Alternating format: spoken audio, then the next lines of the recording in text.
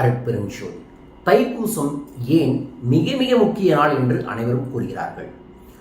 பூச நட்சத்திரம் என்கின்ற நட்சத்திரம் சித்தர்களுக்கான குருவுக்கான நட்சத்திரம்.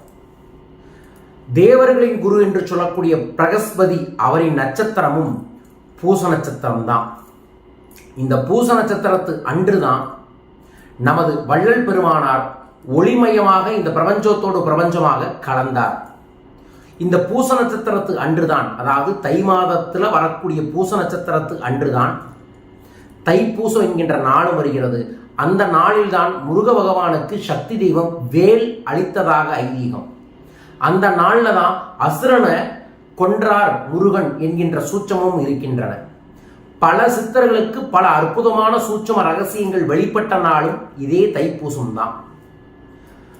சிதம்பரத்தில் ஆனந்த நடனமாக நடராஜர் தைப்பூசத்தன்று பக்தர்களுக்கும் காட்சியளித்தார், சித்தர்களுக்கும் காட்சியளித்தார் என்பது ஐதீகம்.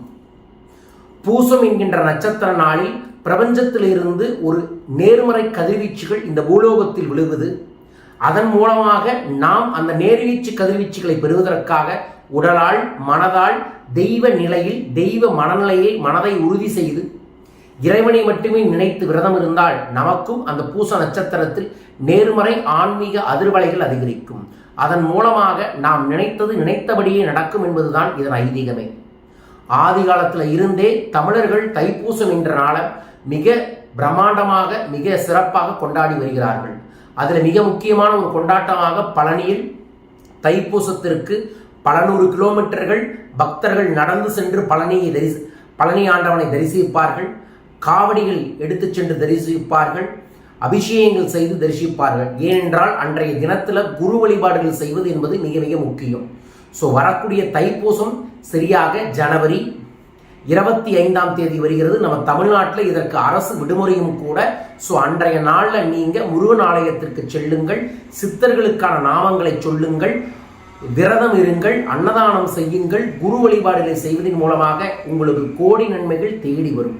ஸோ தைப்பூசம் நன்னாளில் உணவு எடுத்துக்கொள்ளாமல் விரதம் இருந்து முருகனுக்குரிய மந்திரங்களையும் சித்தர்களுக்குரிய மந்திரங்களை வழிபாடுகள் செய்வதும் குருவின் ஆசியை பெறுவதும் மிக மிக முக்கியம். வடலூர் சென்று தைப்பூசத்திற்கு வழிபட்டு வந்தால் வாழ்வில் வளமும் பெருகும் என்பது 100% உண்மை. என் வாழ்விலும் வடலூர் தைப்பூசத்தன்று பல அற்புதங்களை வள்ளல் பெருமானார் ஏற்படுத்தினார். இதுதான் தைப்பூசத்தின் சிறப்பு. இது இல்லாமல் இந்த நாளில் பல சித்தர்கள் ஒளிமயமாயிருக்காங்க, ஜீவசமாதி ஆயிருக்காங்க, பல அற்புதங்களை வெளிப்படுத்தி இருக்கிறாங்க. இந்த நாளை நாமும் பயன்படுத்தி வாழையடி வாழையாய் வந்த திருக்கூட்டம் என்பதால் சித்தர்களின் அருளையும் முருகனின் அருளையும் பெற்று வாழ்வாங்கு வாழ்வோம். இந்த நாளில் முருகன் வேலை வீட்டில் வச்சு மனமாற முருகனுக்குரிய மந்திரங்களை சொல்லக்கூடிய வழிபாட்டை கண்டிப்பாக செய்யுங்கள். 27 தீபத்தை உங்கள் வீட்டில் ஏற்றி அருட்பெரும் ஜோதி அருட்பெரும் ஜோதி தனிப்பெரும் கருணை அருட்பெரும் ஜோதி என்கின்ற மந்திர ஜபத்தை 27 முறை ஜபம் செய்யுங்கள். வேலை கையில் வச்சுட்டு வேலும் மயிலும் துணை என்கின்ற மந்திரத்தையும் 27 முறை ஜபம் செய்யுங்கள். அதன் மூலமாக முருகனின் அருளும் சித்தர்களின் அருளும் உங்களுக்கு சீக்கிரமே கிடைக்கும். வாழ்வு இருக்கக்கூடிய சிக்கல்கள் காணாமல் போகும். அனைவரும் இந்த வழிபாட்டை பயன்படுத்தி வளம் பெறுங்கள். கந்தனுக்கு அரோகரா.